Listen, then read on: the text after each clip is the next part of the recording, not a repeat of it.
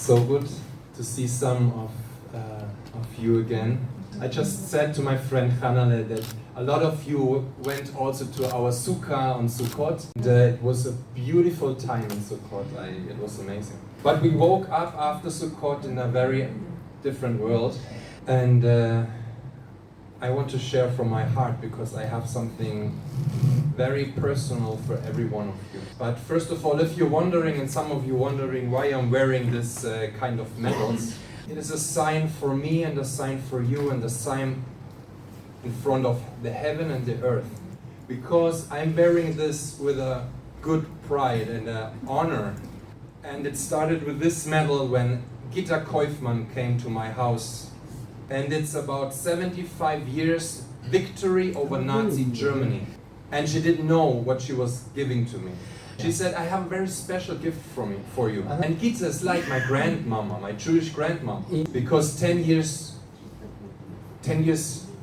before, my grandfather wanted to give me also some presents. But these were medals from the Nazis.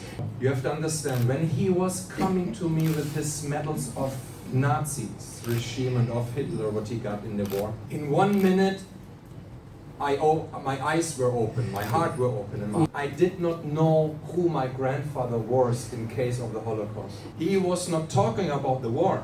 Nobody in Germany is talking about the war. Immediately I understand my grandfather, the one I loved so much, he was part of this Nazi regime. So now I rejected his medals, and this was a beginning of a path that brought me 10 years later to the moment where my Jewish grandmama gave me these medals. And they're getting more and more. And I see this as the tikkun, the restoration for my nation, for me, for you, for us, beyachad. And my wife and me, we took the road to Israel to start with Andre as a volunteer, helping in their Amutah. And we become friends and a good team to come to you. And so many years we are walking together. It's like family, especially for me with Boris. He took something from my past away. My grandfather was a strong man like him. I had a heart connection to my grandfather. And somehow Boris healed something in me.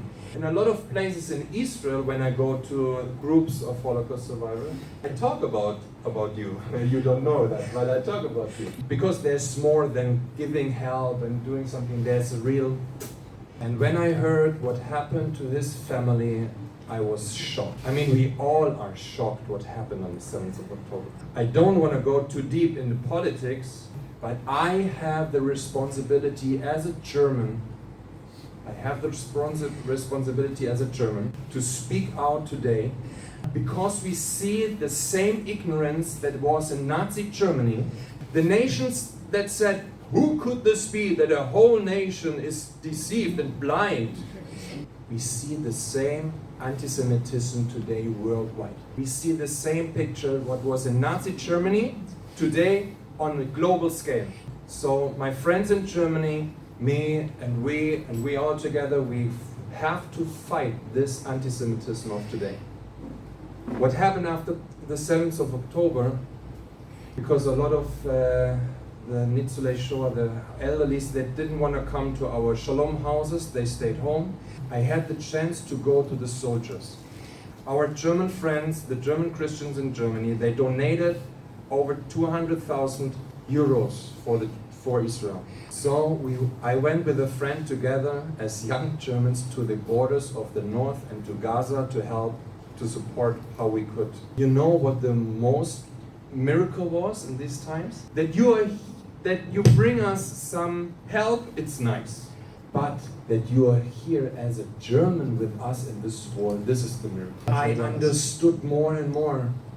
80 years ago, my nation were the Hamas. My family was part of the Hamas back then. And now I'm going with Israel together, beyachad, to fight the Hamas from today. And this was the miracle for the soldiers to see us. It gave hope. There was something bigger going on. And we did this for 5-6 months. And also one of the days I came here to Boris, and he was telling me what happened to his family, to his grandson Itai. And I had the chance to talk to Itai, and something again big happened. And this is something I have on my heart to tell every one of you. Itai told me that he understands now his grandfather.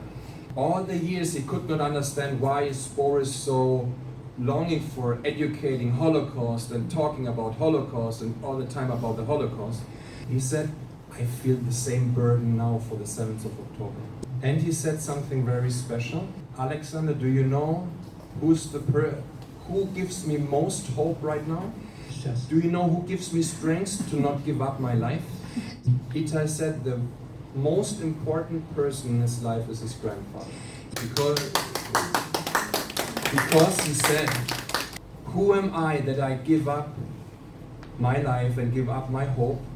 And I survived one day of a Holocaust at 7th of October. And I look at my grandfather who survived years of a Holocaust. And then I understood. And I want to tell everybody of you, if we see Itai as one person with his pain, with his loss, see actually a picture for call Israel. Israel has pain. Israel is in shock. Israel is in depression. But who is the medicine? You are the medicine. Holocaust. You have something to give to this nation right now. I believe with my whole heart that this is your time. How? Go to your neighbors. Go to your grandchildren that are serving in the IDF. Go to the people that are depressed and sad. Don't hide yourself. Tell them, I survived. Look at me. I look at you. You survived. All the years, you are a banner of life for this land. The slogan, Am Israel Chai, you are embodying this. That's you. You are the slogan, Am Israel Chai. Don't hide yourself. Be proud where you went through. This nation needs you. And this is what I say on every meetings right now. It's not an accident that before I go to Germany to speak in German for Israel, we meet here today, Boris, like to close this word. I am who am I because of you and you. I'm not for myself. I am here because you made me who I am right now to be with you and with a lot of Germans around. So may our gifts remind you that we are together and let's not give up. Am Israel Chai. Am Israel Chai.